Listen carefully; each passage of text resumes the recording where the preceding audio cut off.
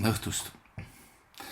Päev on olnud selline vaikne, rahulik ja mõtlesin, et kasutaks selle vaikus ära. Ja Rutt, ma tegin su sünnipäeva puhul ühe luuletuse. Loen selle ette.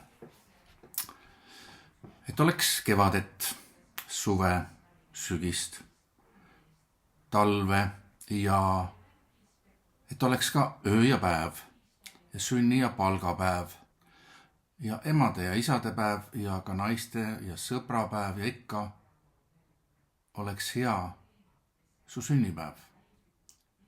Sa oled ikka häälekas, mõttekas, sisukas, naljakas ning miks mitte ka parajalt hapukas. Ja lisaks veel toimekas, nutikas, viisakas, kombekas.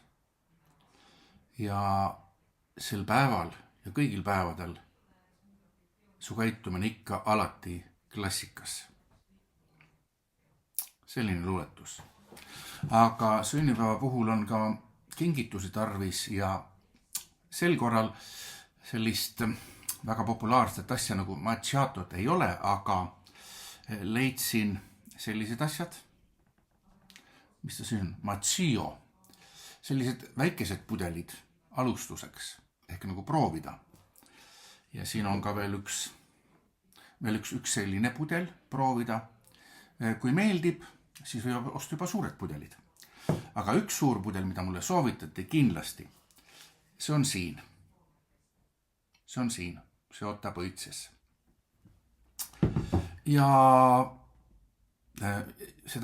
seda luuletust, mis ma nüüd loen, seda ma ei luuletanud, laenasin.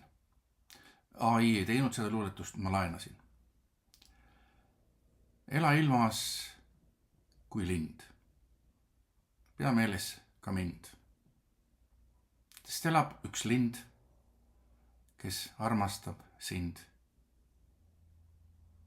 Rutt, palju õnne sulle.